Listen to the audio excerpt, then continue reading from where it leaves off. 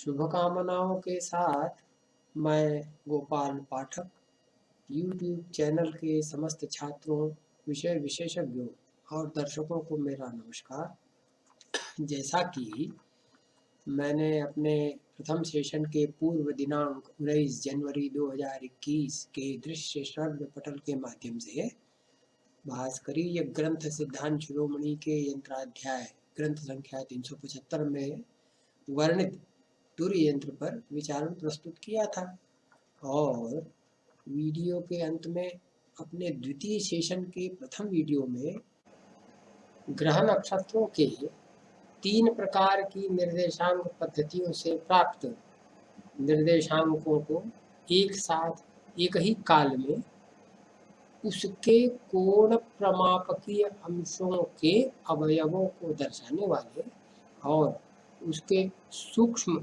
भागों को मापने वाले यंत्र का नाम और उसके प्राथमिक परिचय पर विचारण प्रस्तुति भास्कराचार्य के खगोलीय ग्रंथ सिद्धांत शिरोमणि के यंत्राध्याय ग्रंथ संख्या 375 के क्रमानुसार करने की बात कही थी। उसी क्रम में आज दिनांक 30 जनवरी 2021 के इस दृश्य श्रव्य पटल के माध्यम से कोणीय प्रमापक के अनुसार अंशों और उसके कला आदि अवयवों को दर्शाने वाले और साथ ही साथ कालांशों को भी मापने वाले एक विशेष यंत्र गोल यंत्र पर विचारण करेंगे। तो आज के इस वीडियो के माध्यम से ऐसे यंत्र पर चर्चा करेंगे जो कि कार्य तो स्वतंत्र रूप से ही करता है, परंतु प्रत्यक्ष रूप से दृष्टांत रूप में खगोल के भी पूर्णतः सापेक्ष होता है और उसी खगोल के आधार पर ही इस यंत्र की अवधारणा भी उत्पन्न होती है। यह यंत्र वेद यंत्रों के व्यवहार में गोल यंत्र के नाम से जाना जाता है और इसी नाम से प्रसिद्ध भी है। अब यहाँ पर प्रसंगवशात इस यंत्र के ऐतिहासिक पक्ष पर भी थोड़ा विचारण कर लेते हैं।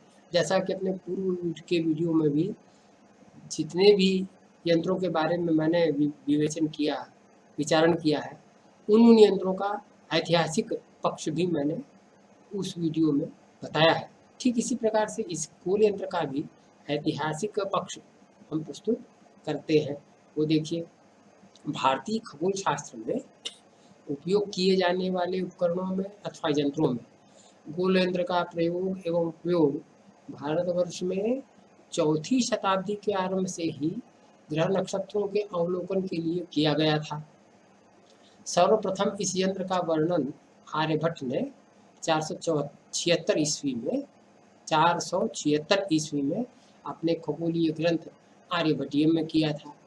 इसके बाद के काल में 628 ईस्वी में आचार्य ब्रह्मगुप्त के खगोलीय ग्रंथ ब्राह्मस्फुट सिद्धांत में इस यंत्र का विशद विवरण देखने को मिलता है।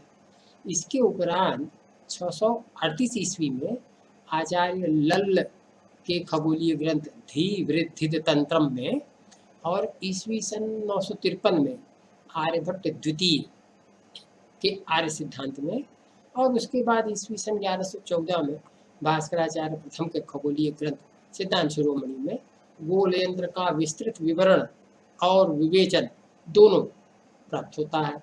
इसके उपरांत 1380 से 1460 ईस्वी के मध्य में परमेश्वराचार्य द्वारा निर्मित स्वतंत्र खगोलीय यंत्र ग्रंथ गोल दीपिका में परमेश्वराचार्य ने जो है एक स्वतंत्र यंत्र ग्रंथ लिखा जिसका नाम था गोल दीपिका। इस गोल दीपिका में गोल यंत्र के निर्माण, प्रयोग एवं उपयोग का विवरण विस्तृत रूप में प्राप्त होता है। इसके उपरांत ईस्वी सन 1693 में इस गोल यंत्र के भौतिक स्वरूप का निर्माण सवाई जय सिंह की वेधशाला में किया गया था और इस यंत्र के निर्माण, प्रयोग एवं उपयोग से संबंधित पर्याप्त विस्तृत विवेचन ईस्वी सन 1731 में उसी वेधशाला के एक खगोलविद, प्रधान खगोलविद आचार्य जगन्नाथ के सिद्धांत सम्राट में भी देखने को मिलता है।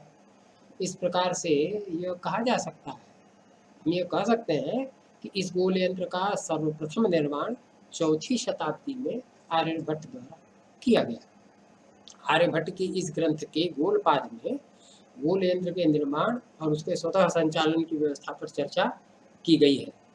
ये तो रहा गोल यंत्र का भारतीय परिदृश्य।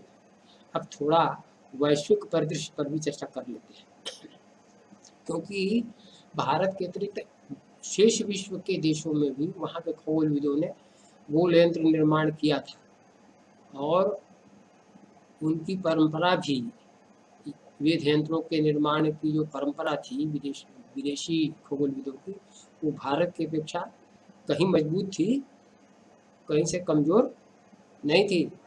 बहुत ही प्रखर परंपरा थी विदेशों में भी। तो देखिए वैश्विक पटल पर क्या इतिहास बताता है इस गोल यंत्र के बारे में। तो वैश्विक पटल पर विदेशों में इस गोल यंत्र का उद्भव ईसा पूर्व 78वीं शताब्दी से 100वीं शताब्दी के मध्य काल में चीन में हुआ था। ऐसा ब्रिटिश साइनोलॉजिस्ट क्रिस्टोफर पुलेन का मत है। परंतु ज्ञात रूप से गोल यंत्र की सर्वप्रथम रचना 125 ईस्वी में हुई। इस यंत्र का पानी से चलने वाला स्वचालित स्वरूप गोल यंत्र पूरी तरह से क्षितिज और याम्योत्तर वलयों के साथ पूरा हुआ था। एक ही क्षितिज या एक ही याम्योत्तर वृत्त इस गोल यंत्र में नहीं था। कई प्रकार के क्षितिज और विभिन्न अक्षांशों पर से जाने वाले याम्योत्तर वृत्त इसमें बांधे गए थे और दुनिया का पहला पानी से चलने वाला यह खगोलीय ग्लोब चीनी खगोलविद झियांग हेंग द्वारा बनाया गया था, जिसमें उसने एक अंतर्वाहक क्लिपसेड्रा, इसकी चर्चा हमने घटी यंत्र के वीडियो में भी की है। क्लिपसेड्रा की, ये क्लिपसेड्रा जो है एक प्रकार का घटी यंत्र है जो कि विदेशी खगोलविदों ने उसका निर्माण किया था और ये खासकर चीन में ही इसका भी प्रथम निर्माण चीन में ही हुआ था। तो अंतर्वाहक क्लिपसेड्रा क्लॉक के प्रयोग से इस यंत्र के गोले का संचालन किया था। 4वीं शताब्दी के उपरांत 10वीं शताब्दी के ईस्वी सन 1095 तक की कालावधि में क्रमशः अधिक परिष्कृत गोल यंत्रों का निर्माण भी चीन में ही हुआ। एक चीनी राजनेता और खगोलविद, एक राजनेता हुए चीन में जो खगोलविद भी थे, तो उनका नाम था शेनकुओ। तो शेनकुओ द्वारा ईस्वी सन 1092 में इस गोल यंत्र के डिजाइन में क्रांतिक सुधारण एवं संशोधन किया गया। उसके मैकेनिज्म में इस प्रकार का परिवर्तन किया गया ताकि वह कम शक्ति से अधिक परिष्कृत रूप से संचालित हो सके। इसके विभिन्न वेध वलयों को एक वर्नियर, पहले के गोल यंत्र में वर्नियर नहीं हुआ करती, इन्होंने इसमें वर्नियर का भी प्रयोग किया, लेकिन ये पियरे वर्नियर से सर्वथा भिन्न वर्नियर थी। पियरे वर्नियर के द्वारा विकसित वर्नियर की तरह ये वर्नियर नहीं थी, भिन्न प्रकृति का था और संपूर्ण ग्लोब को एक अंतर्वाहक टाइम डिवाइस से संयुक्त कर संचालित किया गया था।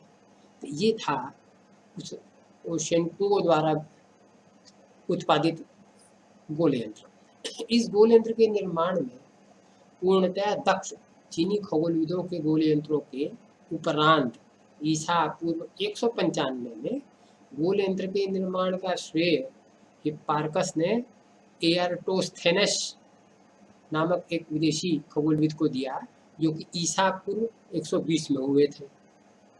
इसके उपरांत क्रमशः ईसा पूर्व 322 में अरस्तु, यूडास्को आदि खगोलविदों ने भी गोल यंत्र बनाए, लेकिन उसमें उनके गोल यंत्रों में उतनी सूक्ष्मता नहीं थी, उतनी पारमार्थिकता उनके यंत्रों में नहीं थी। क्यों कि वे क्रमशः 27 और 54 वलयों से संयुक्त गोल यंत्र का निर्माण उन्होंने किया था। अरस्तु, यूडास्को आदि खगोलविदों ने भी क्रमशः 27 और 54 वलयों से संयुक्त गोल यंत्र का निर्माण किया था, परंतु वह अत्यंत स्थूल था और वास्तविक परिणामों का प्रतिपादन करने में कहीं से भी समर्थ नहीं था। वो वास्तविक परिणामों का प्रतिपादन नहीं करता था।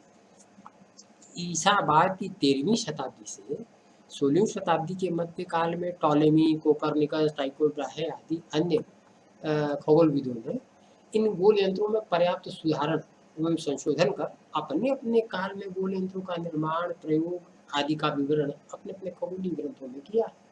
तो इस प्रकार से परिज्ञात होता है ईसा पूर्व 322 से लेकर 18वीं शताब्दी के आरंभ काल तक क्रमशः अपने अपने काल से पूर्ववर्ती काल में निर्मित गोल यंत्रों में तत्कालीन खगोलविदों द्वारा संशोधन और परिष्करण कर सूक्ष्म मापन में समर्थ गोल यंत्रों का निर्माण किया गया था। ये भारत से इतर शेष विश्व के खगोलविदों के द्वारा का कार्य, गोल यंत्र के प्रति उनका जो कार्य व्यवसाय था उसका ये परिदृश्य है।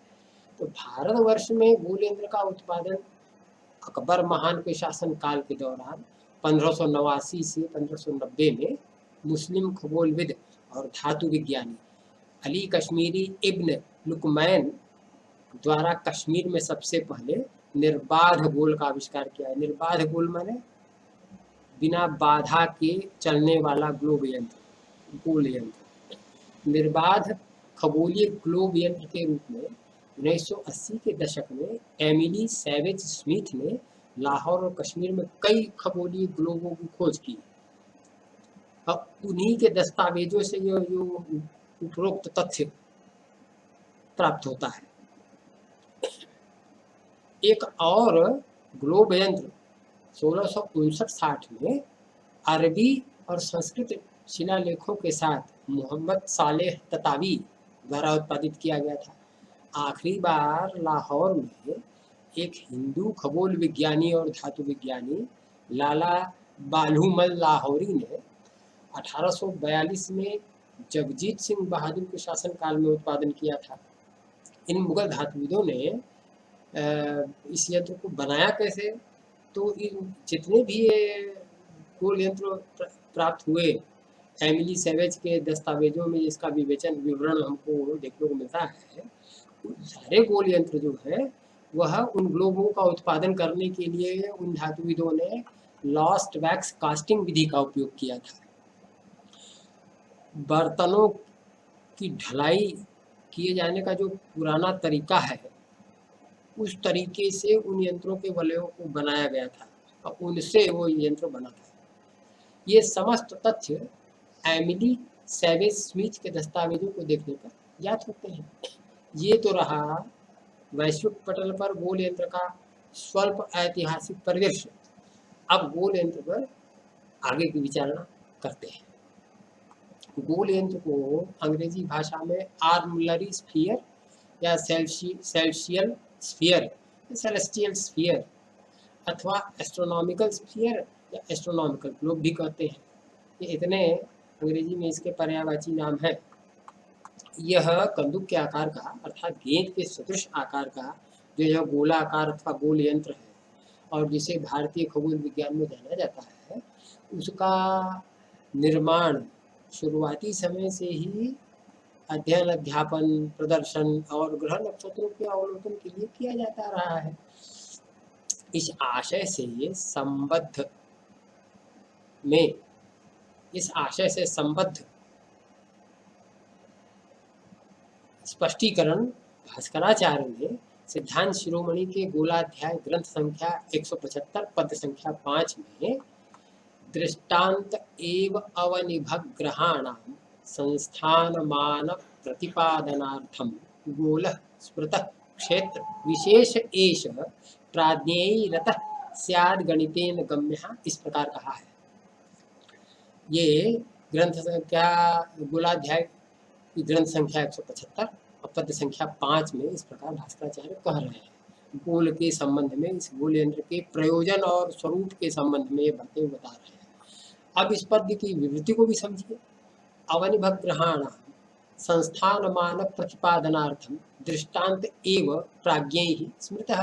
अतः क्षेत्रविशेष एष गोलः गणितेन गम्यः स्यात्। अर्थात पृथ्वी नक्षत्र ग्रहाणाम आकाशे या नियता स्थितिः तस्यां मानं प्रत्यक्षादि यत् प्रमाणं तन्निरूपणार्थं वक्ष्यमाण प्रकारेण सिद्ध वंशादि वलय निर्मित यो गोलः सह प्रतिदर्शः।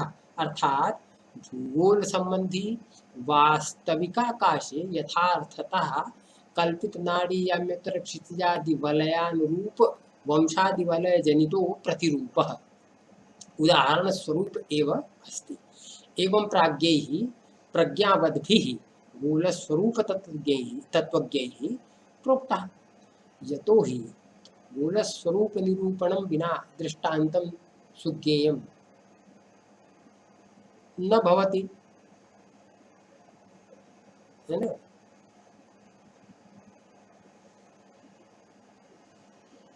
अतः गोलबंध विधिना उदाहरण सिद्धिकृतः क्षेत्र विशेषात्मकत्वात् गोल स्वरूप निरूपणेन यानि क्षेत्राणि जात्य क्षेत्र शास्त्राणि, जाति शास्त्राणि नाम ट्रिग्नोमेट्री त्रिकोणमिति शास्त्राणि है, टॉमलेट ऑफ ट्रिग्नोमेट्री, तान्यत्र वंशादि जनित वलय गोले तीर्यगूर्ध्वाधर सूत्र वृत्तादि संबंधेन गोलस्य क्षेत्रात्मकत्वेन प्रत्यक्षाणि भवन्ति। अतः क्षेत्र विशेषत्वाभ्युपगमात् एष गोलः गणितेन नाम ग्रह गणिताध्यायान्तर्गत गणितीय प्रकारेण गम्यः ज्ञेयो भवति या ज्ञेयः स्यात्। यह है इस गोल के स्वरूप की विवृति, माने गोल यंत्र, इसको गोल यंत्र क्यों कहा, इसका स्वरूप कैसा होता है, इसके बारे में ये विवृति बता रहे। इसकी हिंदी में आप लोगों को बताता हूँ। ये तो आप कहते हैं पृथ्वी नक्षत्र ग्रहाण, पृथ्वी नक्षत्र जितने भी आकाश मंडल में नक्षत्र हैं और ये जो पृथ्वी है इनके इसके साथ साथ ग्रहों, जितने भी ग्रह हैं उन ग्रहों का आकाश में जो नियत स्थिति है, जिन जिन स्थानों पर ये नक्षत्र ग्रह स्थित हैं, जिन जिन कक्षाओं में ये ग्रह इत्यादि चलते हैं, उनका मान माने प्रत्यक्षादि जो प्रमाण है, माने कौन सा ग्रह अपनी कक्षा में कितने अंश चला, वर्तमान में वो अपनी कक्षा में किस स्थिति में है, किस नक्षत्र पर है, नक्षत्र मंडलों के बीच में अपनी कक्षा में चलता हुआ वह ग्रह नक्षत्र मंडलों के बीच में किस नक्षत्र के संयोग से संयुक्त है, किस नक्षत्र मंडल के सन्निकट है, या किस नक्षत्र मंडल पर है, किस नक्षत्र पर है इत्यादि जो प्रमाण है, तन निरूपणार्थम उसके निरूपण के लिए वक्ष्यमाण प्रकारेण कहे गए प्रकार से गोल यंत्र बनाने का जो प्रकार आगे बताया गया है, उस प्रकार से सिद्ध वंशादि वलय, सिद्ध किए हुए बांस के वलय वृत्तों से निर्मित, ये सिद्ध किए हुए बांस क्यों, बांस यदि शुद्ध नहीं किया जाएगा, तो बांस को शुद्ध करने का मतलब उसको तेल में पकाना पड़ता है। उस बांस को कपड़ा लपेट कर उसमें तेल से भिगो करके और उस पर आंवला लगा के उसको उस काल पर्यंत उसको पकाना पड़ता है ताकि वो मजबूत हो जाए, फटने चिर्राने की स्थिति उसमें न हो। तो सिद्ध वंशादि वलय निर्मित जो गोल है उसका प्रतिदर्श है, अर्थात भूगोल संबंधी वास्तविकाकाशे यथार्थतः कल्पित नाड़ी याम्यत्र क्षितिजादि वलयानुरूप वंशादि वलय जनितो प्रतिरूपा। अर्थात भूगोल संबंधी वास्तविक आकाश में यथार्थ रूप से कल्पित नाड़ी वृत्त याम्योत्तर वृत्त क्षितिजादि अन्य वृत्तों के अनुरूप बांस के वलय से उत्पन्न जो बांधा गया, निर्मित किया गया जो प्रतिरूप है, उस प्रतिरूप का नाम गोल यंत्र है। उदाहरण स्वरूप, वह एक उदाहरण स्वरूप ही है। एवं इस प्रकार प्राज्ञैहि प्रज्ञावद्भिः गोल स्वरूप तत्वज्ञ, जो प्रज्ञावान हो है, ज्ञानवान जो विद्वान है, और कौन से ज्ञानवान विद्वान, जो कि गोल स्वरूप के तत्व को जानने वाले जो विद्वान है, उनके द्वारा ऐसा कहा गया है, कहा जाता है। प्रोक्तः प्रकृष्टेन उक्तः, भली भांति उनके द्वारा कहा गया। यतो ही गोल स्वरूप निरूपणम बिना, क्योंकि गोल स्वरूप के निरूपण के बगैर दृष्टान्तम सुज्ञेय न होती, जो दृष्टांत हम देंगे वो भली भांति बोधगम्य नहीं होगा, सुविधा पूर्वक उसको समझने में सुविधा नहीं हो पाएगी। इसलिए इसलिए गोलबंध विधि ना, गोलबंध की विधि से, गोल बांटने की, गोल के निर्माण करने की विधि के द्वारा उदाहरण सिद्धिकृत, उदाहरण की सिद्धि की गई।